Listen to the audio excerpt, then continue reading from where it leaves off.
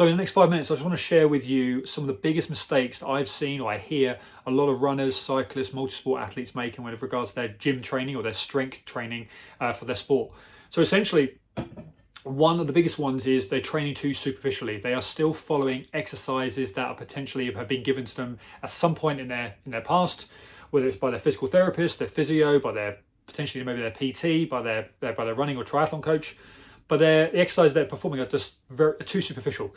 Like they simply aren't creating enough of a stimulus to make any difference to your body. Like they may maintain some level of range of motion and some level of activity, maybe even give you a bit of a sweat, but essentially they're not granular enough. They're not kind of putting enough force, intensity into your body.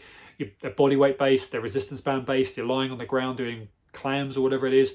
There is a ceiling to that type of work. That is preparation work, essentially, for any type of person that wants to push their body. That is preparation work. That is always going to be part of your warm-up routine, for instance, for us. But you've got to be thinking deeper. You've got to be thinking harder. You've got to be thinking intensity, force, because that is what the body responds to. You know, it's only going to respond to like a stimulus, a greater stimulus, progressive stimulus.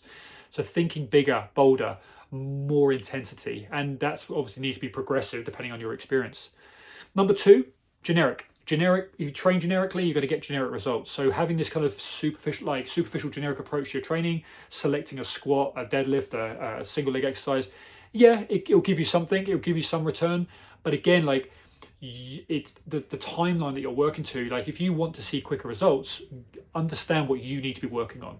You're going into a class and you're just kind of ticking boxes, and you're not being held accountable to a certain amount of reps and sets and the loads that you want to be working at, making sure that you're training at the quality range of motion, quality technique. Like these are all need to be dialed in, and that's obviously what a good coach will do for you. They will look at the way you're moving, they'll look at your mechanics and looking at what potentially limitations you have. Get more granular, get more specific to what your needs are, and you will see a quicker return from all the efforts that you're putting in. So thinking less generic, thinking more specific, more individualized.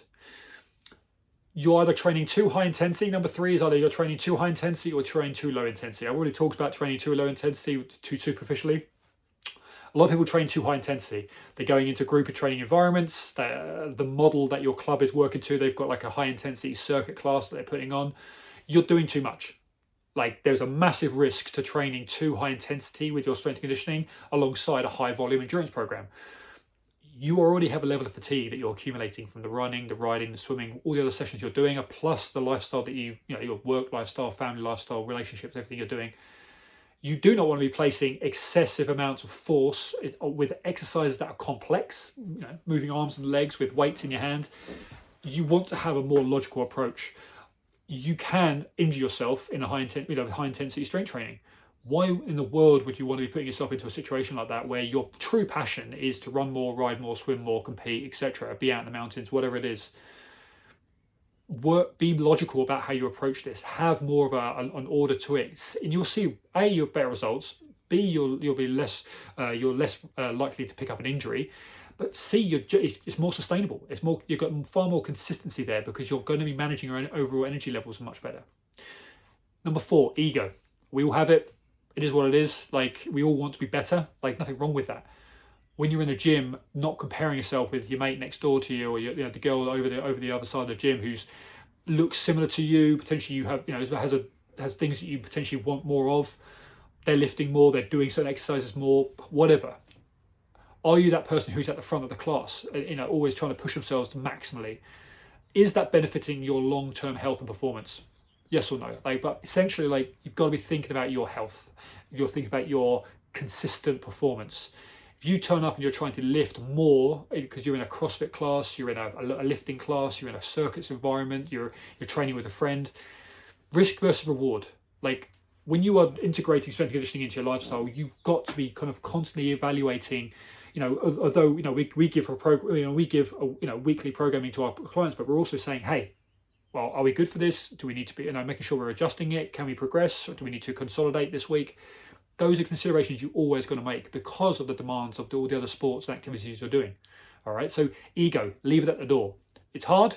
I still struggle with it at times when I've got, training with clients, training with my friends, but it's something you get better at and you respect more because of injury and etc. But we don't need that. We want to prevent that. And last one is lack of integration. it's just poorly integrated. Like the way you train in the gym, you're not being held accountable to how it's integrating into the full picture. Like, are you following, is your training like in phases? Like, so you want to be building. So if you've got events coming up, are you tapering your intensities, your levels of volume and intensity within your strength training as you're building into a race or an event? You should be dialing it back. The quality wants to be there, the frequency, so the amount of times you're going to the gym, nothing wrong with that. But what does the nature of the actual sessions look like? Are you managing that? We're trying not to peak your maximal lifting alongside the same time you're trying to peak your volumes or the intensities, or those strength sessions aren't backing off the back of a track session or a long ride. You want to be trying to get the most out of all your sessions effectively, like across your week. What are the key A sessions? Those key sessions throughout the week. Making sure that your strength and conditioning isn't interfering, and vice versa. Your endurance efforts aren't interfering with your strength and conditioning. We want, when we're dealing with concurrent training, when you're trying to get the best of strength and endurance training, how does it integrate? And again, it's an individualized approach, because you want to, we're navigating your work life, family life, times a day that you're training at.